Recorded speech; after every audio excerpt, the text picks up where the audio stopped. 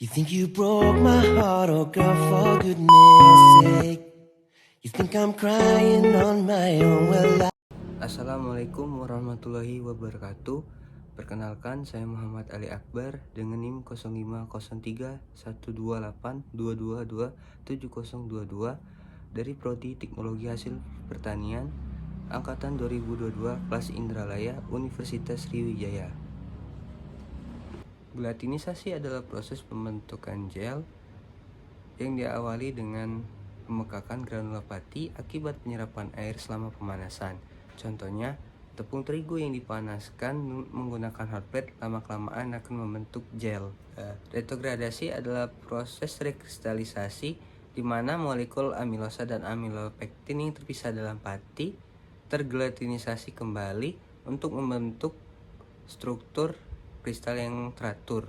Contohnya, roti basi, di mana molekul-molekul amilosa yang terurai berikatan kembali sehingga membentuk struktur yang padat dan kurang fleksibel.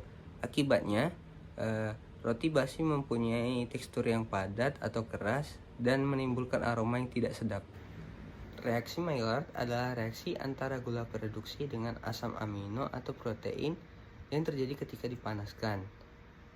Reaksi Maillard akan menghasilkan warna kecoklatan hingga kehitaman, aroma khas seperti roti panggang atau kopi, serta rasa yang manis dan pahit pada produk akhir. Reaksi karamelisasi adalah reaksi yang terjadi ketika gula direduksi dipanaskan tanpa adanya keterlibatan asam amino atau protein pada temperatur di atas titik cairnya. Reaksi karamelisasi akan menghasilkan warna kecoklatan hingga keemasan, aroma khas karamel, dan rasa yang manis pada produk akhir. Ketika protein dipanaskan, maka akan terjadi denaturasi protein, sehingga ikatan yang mempertahankan struktur 3 dimensi protein dapat terganggu yang mengakibatkan protein kehilangan bentuk aslinya. Adapun fungsi-fungsi protein, yaitu yang pertama, protein dapat membangun dan memperbaiki jaringan tubuh seperti kulit, rambut, dan otot. Yang kedua, protein dapat berperan sebagai enzim yang mempercepat reaksi kimia. Yang ketiga, protein dapat berperan sebagai hormon insulin dan hormon pertumbuhan dalam tubuh. Yang keempat, protein sebagai antibodi yang berperan melawan infeksi dan penyakit. Yang kelima, protein mengangkut zat-zat yang penting seperti oksigen dalam hemoglobin dan lemak dalam darah. Enzim adalah biomolekul berupa protein yang berfungsi sebagai biokatalisator dalam proses biokimia dengan mempercepat reaksi tanpa ikut bereaksi di dalam tubuh. Cara kerja enzim dimulai dari enzim mengenali dan berinteraksi dengan substrat. Lalu substrat berikatan dengan sisi aktif enzim yang kemudian membentuk struktur kompleks. Setelah terbentuknya struktur kompleks, enzim akan mengkatalis reaksi kimia sehingga mengubah substrat menjadi produk.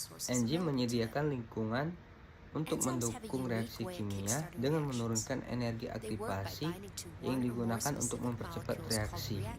Setelah selesai, enzim melepaskan produk dari sisi aktifnya, yang kemudian enzim kembali ke bentuk asalnya dan dapat digunakan kembali untuk mengkatalis reaksi yang sama ataupun yang berbeda. Ada dua enzim yang diaplikasikan pada industri pangan. Yang pertama, enzim lipase. Enzim lipase digunakan untuk memecah lemak menjadi asam lemak dan gliserol. Enzim lipase biasanya digunakan pada industri produk keju, produk mentega, dan produk margarin. Yang kedua, enzim pektinase. Enzim pektinase digunakan untuk memecah pektin yang terdapat dalam buah-buahan sehingga mempengaruhi tekstur dan kelembutan dari buah.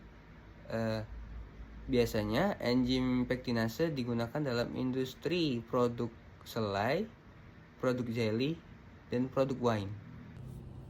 Baiklah, itu saja yang bisa saya sampaikan. Lebih dan kurang mohon dimaafkan. Wassalamualaikum warahmatullahi wabarakatuh.